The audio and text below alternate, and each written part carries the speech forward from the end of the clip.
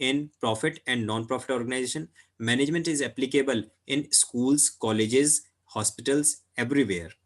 So because management is applicable and required in all sorts of organizations, that is why it is known as management is all pervasive. Then comes management is multidimensional, जिसमें आपको total 3 points आपको याद आ रहे होंगे. That is management of people, management of work, और जब management of work and management of people को हम ऐड कर देते हैं तो वो बन जाता है management of operations. Then management is a continuous process से आप क्या समझते हैं? It is meant by first you start with the planning staff planning, organising, staffing, directing, controlling. क्या कंट्रोलिंग फंक्शन परफॉर्म करने के बाद में हमारा मैनेजमेंट प्रोसेस खत्म हो जाता है? नहीं. Every controlling gives a birth to the next planning. Every controlling gives birth to next planning, and after that again it will continue. So management is a continuous process, और इसकी जगह हम ऐसा भी कह सकते हैं management is a never ending process. ठीक है. Then management is a group activity. Management cannot be performed by a single person or on a single person. अगर एक ऑर्गेनाइजेशन में एक सिंगल ओनर है, जैसे सोल प्रोप्राइटरशिप हो गया, तो वहां तो सिंगल पर्सन होता है, तो क्या उसको मैनेजमेंट की कहेंगे? वो खुद बिजनेस रन कर रहा है, उसको कौन सा मैनेजमेंट देखना है? But management is a group activity where the group of peoples have to be managed. Then management is a dynamic function. Dynamic का मीनिंग होता है स्टूडेंट्स जो एवर चेंजिंग होता है, जो स्टैटिक ना हो उसे हम डायनेमिक कहते हैं. और मैनेजमेंट में भी जो मैनेजरियल डिसीजंस हैं, जो पॉलिसीज एंड प्लान्स हैं, we need to modify such things at time to time according to the situations prevailing in the market. फिर आता है management is an intangible force. आप मैनेजमेंट की प्रेजेंस को एक ऑर्गेनाइजेशन में, मैनेजमेंट अच्छा है या खराब, वो आप ऑर्गेनाइजेशन की सक्सेस से जज कर सकते हैं. You can just feel the presence of good management और the bad management in the organization, but you can not see और touch the management because the management is an intangible force. आप organization की building को touch कर सकते हैं, furniture को touch कर सकते हैं, उसके एम्प्लॉयज को भी टच कर सकते हैं, बट उस ऑर्गेनाइजेशन में जो मैनेजरियल एबिलिटीज हैं, उस ऑर्गेनाइजेशन में जो मैनेजमेंट फंक्शन परफॉर्म हो रहा है, वो मैनेजमेंट फंक्शन सिर्फ आप महसूस कर सकते हैं उस ऑर्गेनाइजेशन की सक्सेस को देख के, because it is an intangible force. ये कैरेक्टरिस्टिक्स ऑफ मैनेजमेंट है. किसी को कोई डाउट हो, कुछ पूछना हो तो पूछ सकते हैं. मैं जो टॉपिक्स आप लोगों को डेली रिवाइज करवाऊं, मैं उम्मीद करता हूं कि सेम टॉपिक को आप आफ्टर द क्लास एक बार रिवाइज जरूर करेंगे. संजय सर ने अगर आपको बताया हो तो अच्छी बात है, नहीं बताया तो मैं बता देता हूँ. 10th of January 2021 के नियर अराउंड का मतलब होता है कि 7 तारीख से लेकर 15 तारीख के बीच में, और बाकी डेट सोचा है 10th of January 2021 को हम प्री बोर्ड ऑर्गेनाइज करने वाले हैं क्लास 12th के स्टूडेंट्स के लिए, 10th एंड 12th के स्टूडेंट्स के लिए, और उसमें 100% सिलेबस आएगा सभी सब्जेक्ट्स में. तो इतना तो अंडरस्टूड है कि रिवीजन करेंगे तो आप ही का बेनिफिट है ना. तो ये कैरेक्टरिस्टिक्स मैंने एक्सप्लेन कर दिया. क्लियर है सबको, या कोई डाउट पूछना चाहते तो पूछ लीजिए.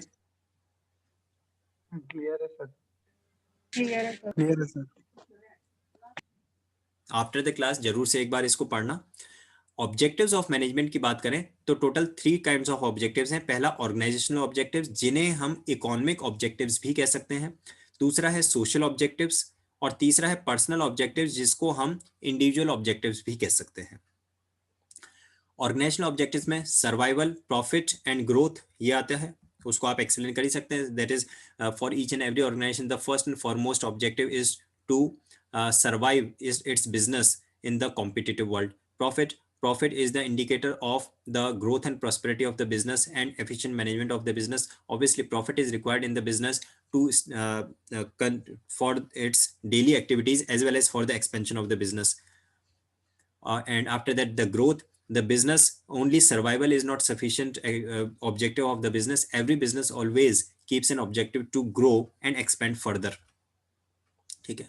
फिर आता है आपका सोशल ऑब्जेक्टिव्स में, that is because the business is outcome of society. Business acquires it's all the factors of production, that is land, labor, capital and entrepreneur from the society. So it is the prime responsibility, it is the main responsibility of each and every business to take care of the social responsibilities of towards the society, to fulfill the social responsibilities towards the society. In that scenario, every management of every organization fulfills its social objectives. Even in the management schools, business schools, these days social responsibilities are taught as a separate discipline, and in all the big business houses there is a separate department made for fulfilling the social responsibilities known as CSR, that is corporate social responsibility department. तो वो social objective के under में ही होता है. And third comes to be personal objectives, that is the expectations of the employees from the organisation falls under personal objectives, that is high salaries, job security, good sanitization facilities, healthy facility, other perks and perquisites, then the other expectations from the of the employees from the organization. So these are the three categories of objectives of management. अगर किसी को कोई doubt है, पूछना चाहते तो पूछ लीजिए. नेक्स्ट हम आते हैं इंपॉर्टेंस ऑफ मैनेजमेंट की तरफ. मैं आप लोगों से सभी से पूरी उम्मीद करता हूं कि आफ्टर द क्लास आप जो टॉपिक्स मैंने आज रिवाइज करवाए हैं उनको दोबारा से जरूर पढ़ेंगे, और अकाउंटेंसी में जो मैंने टॉपिक करवाया है उसके ज्यादा नहीं तो कम से कम 2 क्वेश्चन जरूर से आप प्रैक्टिस करेंगे. जब खुद सेल्फ प्रैक्टिस करेंगे क्वेश्चन, तभी आपको पता चलेगा आपको टॉपिक समझ में आया या नहीं. जैसे कि हम सुबह जब अकाउंटेंसी का क्वेश्चन कर रहे थे, जिन बच्चों ने पेन से कॉपी में कैलकुलेट किया था उन्होंने बोला कि सर ये अमाउंट तो यहाँ पे आंसर तो गलत दे रखा है, और जिन्होंने सिर्फ बैठ के सुना, कैलकुलेट नहीं किया पेपर पे, तो उनको तो पता ही नहीं चला कि आंसर सामने स्क्रीन पे गलत है. तो हमेशा याद रखिए कि जो टीचर कहता है, मैंने जानबूझ के कहा था, मैंने सबको कहा कि सब जने कैलकुलेट कीजिए, बिकॉज उसमें पहले भी कुछ मिस्टेक्स निकली थी. तो प्रैक्टिस जब तक आप खुद सेल्फ प्रैक्टिस नहीं करेंगे तब तक आपको टॉपिक में क्लियरिटी नहीं आएगी. तो आप अकाउंटेंसी में भी उस सेम टॉपिक के कम से कम 2 क्वेश्चन जरूर करें. कम से कम 2 कह रहा हूँ, मैक्सिमम के लिमिट है. नॉर्मली एक क्लास 12 का स्टूडेंट न्यूमेरिकल पेपर में से एवरीडे 20 to 25 क्वेश्चंस करता है, और जिसके पास मैथ्स भी है तो भी, यानी कि 20 क्वेश्चंस अकाउंटेंसी के, 20 क्वेश्चंस मैथमेटिक्स में, और बाकी के भी, क्योंकि 12th के स्टूडेंट को minimum 12 hours of study everyday देने चाहिए. कोई भी ऐसा स्टूडेंट जो 12 आवर्स से कम पढ़ रहा है, क्लास 12 का होने के बावजूद अगर 12 आवर्स से कम सेल्फ स्टडी पे दे रहा है, इसका मतलब उसका टारगेट 100% मार्क्स अचीव करने का नहीं है, उसका टारगेट उससे कुछ कम का है. तो अब आप अपने आप को इवेलुएट कर लें. अगर आपको लगता है that we are not spending 12 hours of study every day, तो आप अपना रीशेड्यूल करें टाइम टेबल को और शुरू करें अपनी अच्छी पढ़ाई को. ठीक है, चलिए. और ये एक और चीज मैं आपको बताना चाहूंगा, बहुत इंपॉर्टेंट क्लास 12 के स्टूडेंट के लिए. अभी जो विंटर ब्रेक्स आने वाले हैं 25 से लेकर 1 जनवरी तक, तो कुछ बच्चों को ऐसा लगता है अभी विंटर ब्रेक्स इसलिए दिए गए हैं जिससे कि हम रिलैक्स कर सकें. बिल्कुल नहीं. विंटर ब्रेक्स इसलिए दिए गए हैं जिससे कि आप सेल्फ स्टडी कर सकें. आपके डेली के जो 6 आवर्स ये स्कूल की वजह से निकल जाते थे, 24 में से 6 आवर्स डेली स्कूल क्लासेस की वजह से जो निकल जाते थे रेगुलर स्कूल की वजह से, तो आप छुट्टियों में क्या होगा, पूरा 24 आवर्स आपके खुद के होंगे, तो आप अपने सेल्फ स्टडी के टाइम इंक्रीज कर सकें. आपने जो कुछ अपनी क्लासेस में अटेंड करके सीखा है, समझा है, उसको आप रिव्यू कर सकें, रिवाइज कर सकें. इसके लिए आपको ये विंटर ब्रेक्स दिए जा रहे हैं. मैं 10th और 12th के बोर्ड स्टूडेंट्स के लिए बात कर रहा हूँ, बाकी जनरल स्टूडेंट्स के लिए नहीं. तो इस बात को समझिएगा कि जब भी ब्रेक्स मिले, breaks means the extra self study, and be prepared with lots of doubts as soon as you meet to your teacher after the breaks. वो होता है एक अच्छा स्टूडेंट जो बहुत सारे डाउट्स निकाल के रखे आफ्टर द ब्रेक्स के. ठीक है, चलिए इंपॉर्टेंस ऑफ मैनेजमेंट की तरफ मैं आता हूं. इंपॉर्टेंस ऑफ मैनेजमेंट में हमारे पास में helps in achieving group goals. तो इंपॉर्टेंस ऑफ मैनेजमेंट कहो, या फिर नीड ऑफ मैनेजमेंट कहो, या फिर सिग्निफिकेंस ऑफ मैनेजमेंट कहो, ये एक ही आंसर होगा. और एग्जामिनेशन में अलग अलग वर्ड से आ सकता है, तो आपको कंफ्यूज नहीं होना है. अगर एग्जाम में आपको importance of management, significance of management या फिर नीड ऑफ मैनेजमेंट, तीनों में से कुछ भी पूछा जाता है, आप यही सारे पॉइंट्स प्रेजेंट करेंगे, बिकॉज हमें इंपॉर्टेंस उसी चीज की होती है जिसकी हमें नीड होती है. जिस चीज की हमें कोई नीड नहीं है तो उसके लिए हम नजरों में कोई इंपॉर्टेंस भी नहीं है. और इंपॉर्टेंस सिग्निफिकेंस तो एक दूसरे के सिनोनिम है. ठीक है, तो नीड मैनेजमेंट की क्या नीड है, क्यों परफॉर्म करना जरूरी है. तो सबसे पहला, that it helps in achieving group goals. एक ऑर्गेनाइजेशन में बहुत सारे एम्प्लॉइज वर्क करते हैं, पूरा ग्रुप होता है 100, 1000, 10,000 एम्प्लॉइज का, और उन सबके अलग अलग एक्सपेक्टेशंस होती हैं, उनके अलग अलग गोल्स होते हैं. लेकिन मैनेजमेंट की वजह से ये पॉसिबल हो पाता है कि वो जो ग्रुप गोल्स हैं वो भी ऑर्गेनाइजेशन में अचीव हो सके. Instead of achieving the individual goals, that management helps in achieving the group goals. Then with the availability of management, the efficiency of workers, the efficiency of the organization, the efficiency of various departments increases. With the availability of management, management helps in increasing the efficiency of various departments and employees. क्यों? क्योंकि management में various principles of management होते हैं. Principles of management में एक initiative का principal होता है, और इनिशिएटिव के प्रिंसिपल में ये आता है कि सजेशंस को हम वेलकम करें.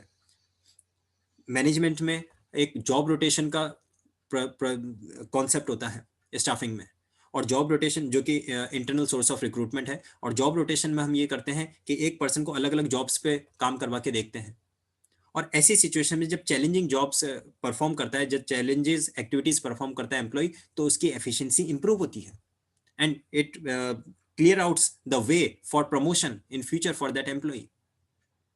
जब मैनेजमेंट नहीं होगा तो ना जॉब रोटेशन होगा, ना इनिशिएटिव का प्रिंसिपल होगा, ना कुछ और होगा, तो फिर एफिशिएंसी पर्सन की जितनी है उतनी ही रह जाएगी. It will not gate increased. Even training and development is also a part of management only. तो जहां मैनेजमेंट होगा वहां एफिशिएंसी इंक्रीज जरूर होगी. ये इसका सेकंड इंपॉर्टेंस आ जाता है. थर्ड आता है क्रिएट्स अ डायनेमिक ऑर्गेनाइजेशन. जहां मैंने इसका हमने कैरेक्टरिस्टिक भी पढ़ा था, that management is a dynamic function. और डायनेमिक फंक्शन होने की वजह से ही, डायनेमिक फंक्शन का मतलब है मैनेजमेंट अपने आप को कभी भी मॉडिफाई कर सकता है as per the situations prevailing in the market. The management can modify its plans and policies. जहां पे मैनेजमेंट नहीं होगा वहां पे हम जरूर कहेंगे कि ये हमने अब एक बार प्लान बना लिया, now we can not change it. But where the availability of good and efficient management will be there in the organization, it will create the organization a dynamic organization. Dynamic organization means which can change its plans and policies according to the situations prevailing in the external world and in the market. Latest example आप देख सकते हैं कि 2 दिन पहले the stock exchange crashed, the stock market crashed.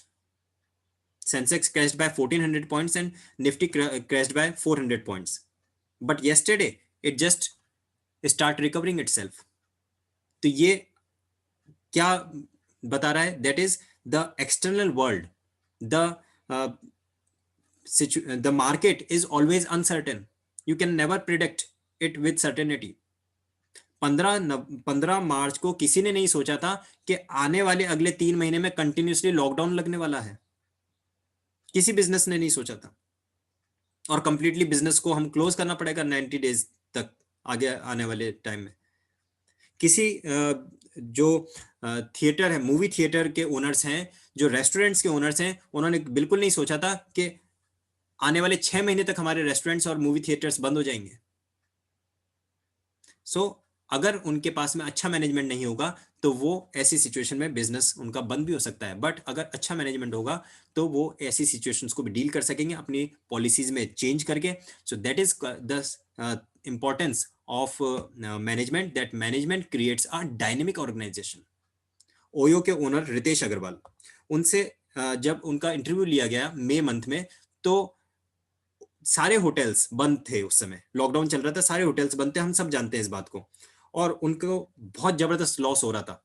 उसके बावजूद भी he confidently gives his new planning that in this lockdown period what we are doing, how we are just reviving our policies, how we are just improving our facilities, how we are working that as soon as the lockdown will be removed, lifted, what new facilities we will provide. Otherwise अगर management अच्छा नहीं होता that तो वो 3 महीने के lockdown में तो पूरी तरह से ओयो का नाम ही खत्म हो जाता.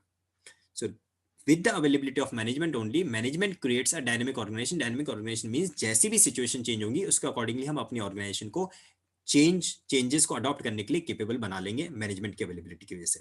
फोर्थ आता है हमारे पास में helps in achieving personal objectives. हम सब जानते हैं कि हर ऑर्गेनाइजेशन में एम्प्लॉइज वर्क करते हैं और हर एम्प्लॉय के कुछ पर्सनल ऑब्जेक्टिव्स होते हैं, इंडिविजुअल ऑब्जेक्टिव्स होते हैं. That is high salaries, good working conditions, job securities, social securities. ठीक है, और ये सारे पर्सनल ऑब्जेक्टिव्स भी अचीव करने में हेल्प करता है management. Management not only focus over the organisational objectives But together with the organizational objectives, management also focus over the social and personal objectives. So this is the fourth importance of management, that management helps in achieving personal objectives. And the last importance of management comes to be, it helps in development of society. Social objectives पढ़े ना हमने कि management में सिर्फ organisational objectives नहीं होते कि survival, profit and growth, हम सिर्फ अपने प्रॉफिट पर कॉन्सेंट्रेट कर रहे हैं, हमारे बिजनेस की ग्रोथ पर कॉन्सेंट्रेट कर रहे हैं, we are not concern about the society, we are not concern about the expectations of the employees. नहीं, जहां मैनेजमेंट होगा तो वहां पे सिर्फ एक ऑर्गेनाइजेशनल ऑब्जेक्टिव नहीं होगा, बल्कि उसके साथ में सोशल एंड पर्सनल ऑब्जेक्टिव्स भी होंगे। और जहां सोशल एंड पर्सनल ऑब्जेक्टिव्स होंगे तो फिर management helps in development of society and management helps in achieving the personal objectives. तो ये है इंपॉर्टेंस ऑफ मैनेजमेंट से रिलेटेड। किसी के माइंड में कोई डाउट हो तो पूछ सकते हैं।